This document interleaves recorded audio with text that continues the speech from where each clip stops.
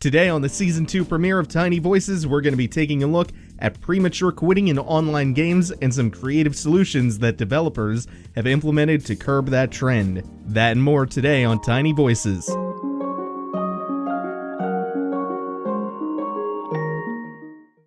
Admittedly, this is a topic that's been on the back burner since Season 1, but a newly released high-profile game has once again brought it to the forefront. Rage quitting, or prematurely exiting ranked matches, is currently plaguing Street Fighter V, which at the moment has no countermeasure against that behavior.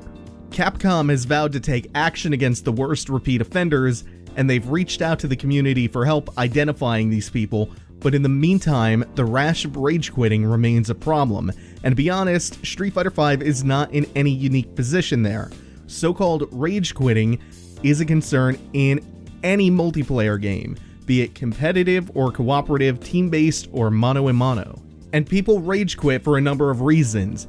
The rage in a rage quit stems from testing the limits of a player's competency. An Oxford study revealed that unskilled FPS players, for instance, become much more easily frustrated playing a first-person shooter compared to skilled FPS players. This causes frustration and heightened aggression, and it's because you feel like you're in over your head. In team-based games, you can feel this way because you have no control over the actions of your teammates. In 1v1 games, you might be getting pummeled by a player so far above your skill level that you feel as if you have no control over the outcome of the match. Either way, this sense of heightened aggression and frustration is generally what leads to a player abandoning a match in anger. Frustration or rage is only one reason for the early abandonment of matches, though.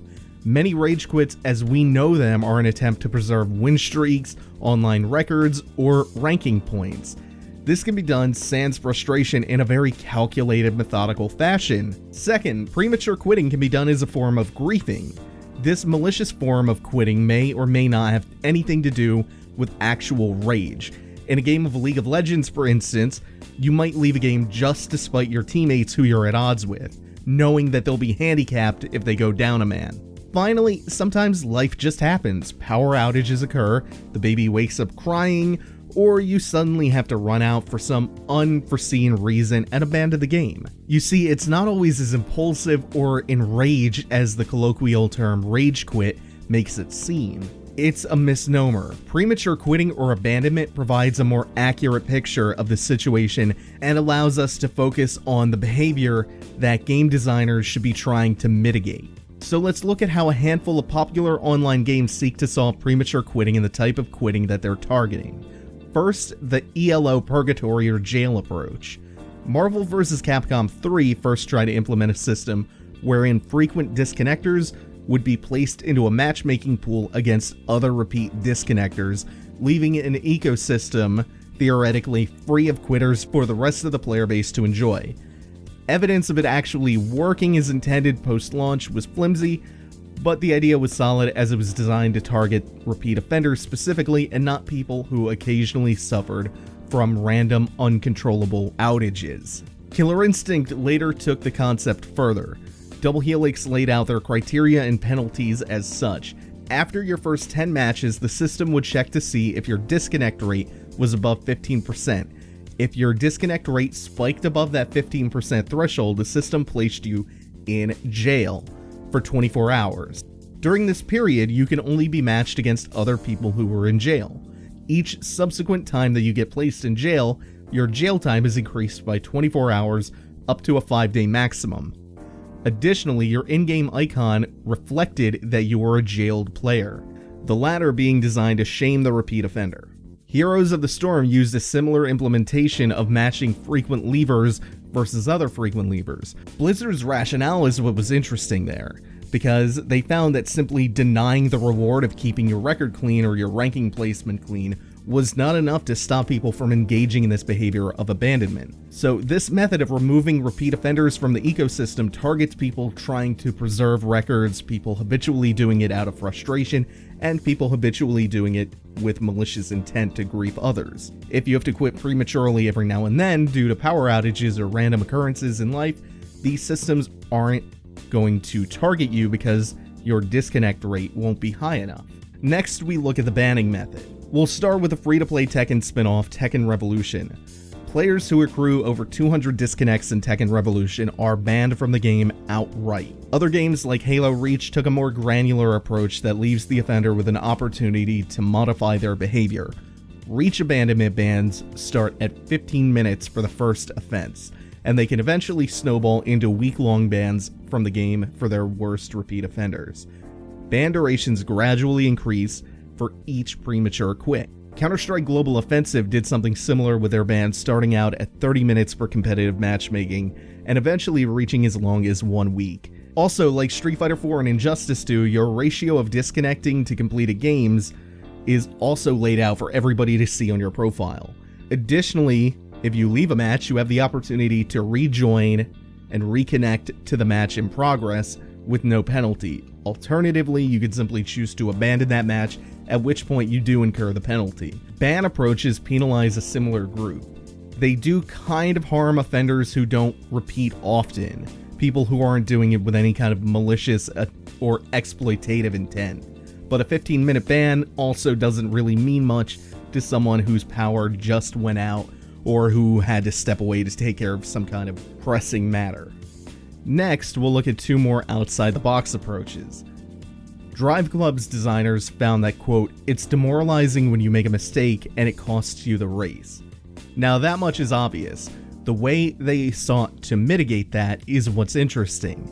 They sought to address this root problem by setting up personal challenges for racers to accomplish, even if they've spun out and put themselves in last place.